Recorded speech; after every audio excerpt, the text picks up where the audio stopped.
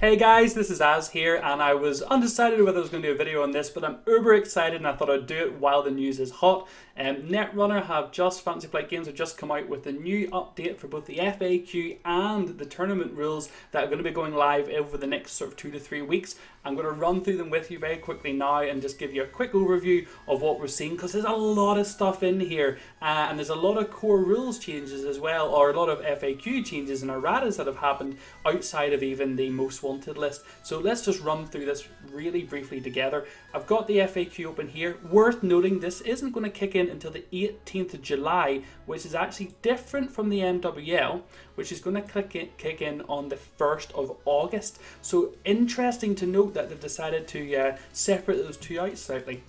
So if we dive into the FAQ here, we can see that the very first point in section 1 is AstroScript pilot program should read limit 1 per deck. The Astro train is dead. Beal now being really the only other 3-2 that MBM can mix with Astro counters doesn't stop AstroScript being incredibly useful, and definitely for doing things like getting those breaking news hits for your exchange of informations and such. But my goodness, are we going to see much fewer games now just being Astro train, just AstroScript straight out, and I think that's a great thing for the game. I think a lot of people are starting to say, you know, this is the death of MBN, but I don't think it is. I think it's just removing a crutch, or just removing a thing that a lot of MBN players relied on a little too much. I think this is great. We'll skip over the Director Haas, Rachel Beckman stuff. It's just clarifying the clicks, which is fine. And on to the final point in the errata. Museum of History should be unique. Absolutely amazing. Now, I don't think this will completely kill museum decks. You can still have multiple out.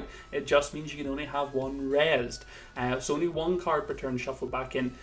Definitely much trickier now to make use of that. Is it going to kill museum decks? I think time will tell. I still think it's got a place in the game. I still think it's a good card. I think being able to shuffle more than one card back in was way too much, and I think this is actually quite nice. So I like this change.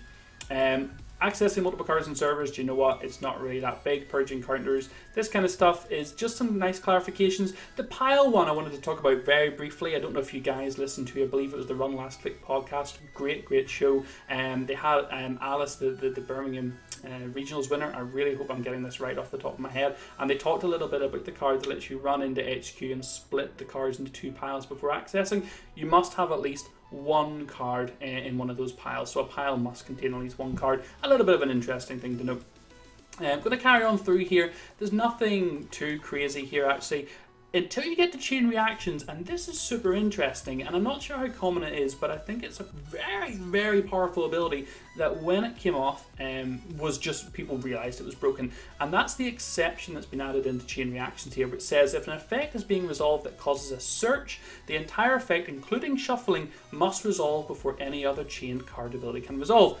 The most common one of this that I can think of anyway, and you can let me know if there are other ones that you know, but the most common one that I know is the Heritage Committee being played off a Mumbad City Hall, where you would search for the Heritage Committee, play it, be able to draw 3 cards, put any card from your hand on top of the deck, and then shuffle your deck, thus giving you the ability to, at instant speed, shuffle agendas back into your deck. And this would mean you had to shuffle your deck before placing that card back on top, which I am a big fan of. I can't think of any other ones off the top of my head, but I think this is a great ruling. Hosting is a little bit of clarification again. It's just really just helping us understand things. I don't think there's really too much there. And again, a bit of clarification around trashing of cards, trashing as a cost. So again, nothing too crazy, I don't think. I haven't actually read this bit about searching or approached ice yet. I don't know if there's anything in there, but those are really the big hits. If we carry on down through into the sort of card clarifications here, I'm going to scroll on down. This one is epic, and I am a fan of this. I am not a Wayland player, and I very rarely play kill decks. However, I firmly believe that this rule should have been clarified a long time ago, and it reads, if successful in punitive counterstrike, if successful, do meat damage to the runner equal to the number printed agenda points on the agendas he stole during his or her last turn, which very critically means Global Food Initiative will be 3 damage and not 2, which I think is a great thing for Wayland decks, and will definitely promote them to give them the opportunity, I think, to run more GFIs, which I think is fantastic.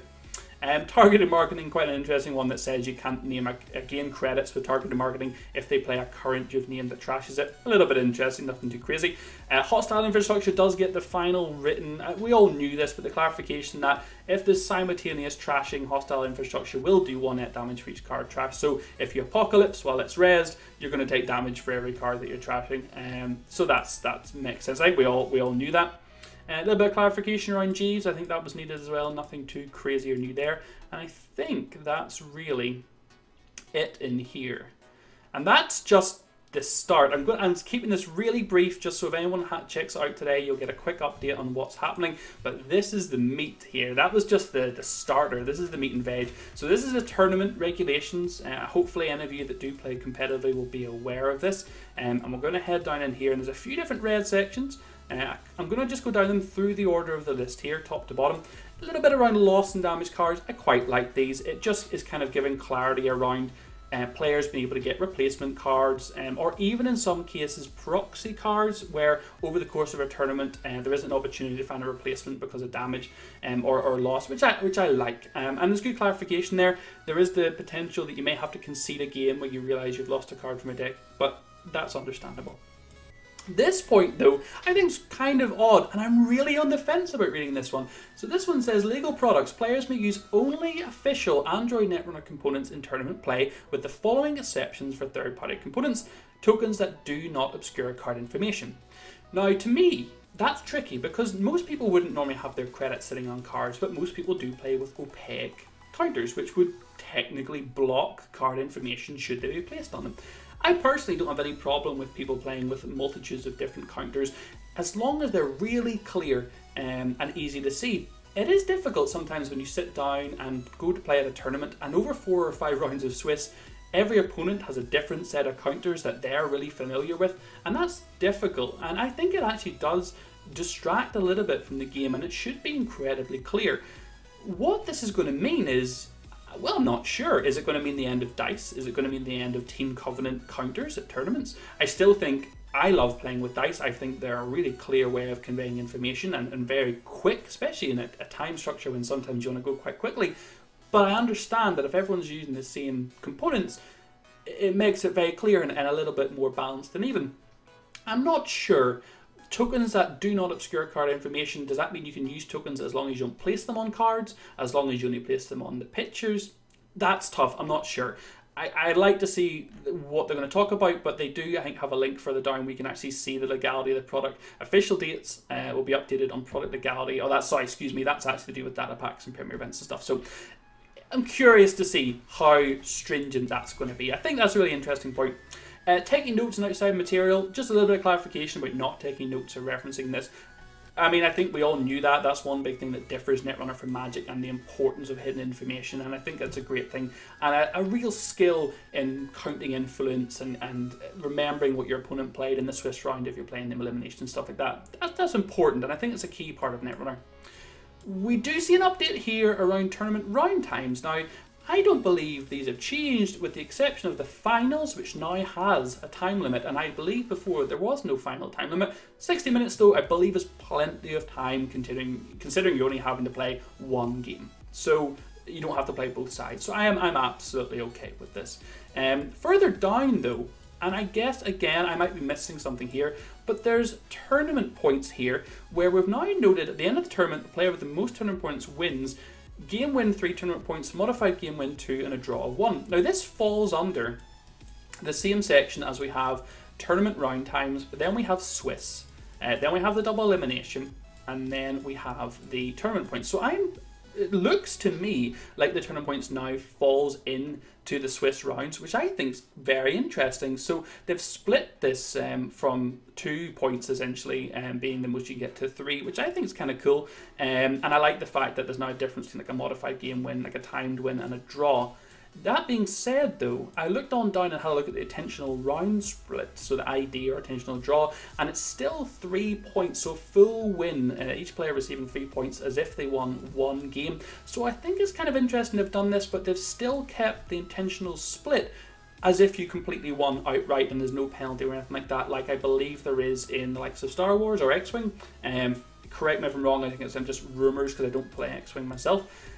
Nothing too much crazy here, but we get down the bottom and then the fun really starts as we hit the most wanted list. So, wow, like the community have been calling out for a lot of cards to go on here, and personally I never thought we'd get them all. You know, like for example, Faust, Wildside and Pancakes, Adjusted Chronotype, I thought one of those cards would go on to kind of stop the combo being so strong. But I didn't think Faust and Wildside would both make the list here, and David on top of that, amazing. Like I'm a huge fan of this.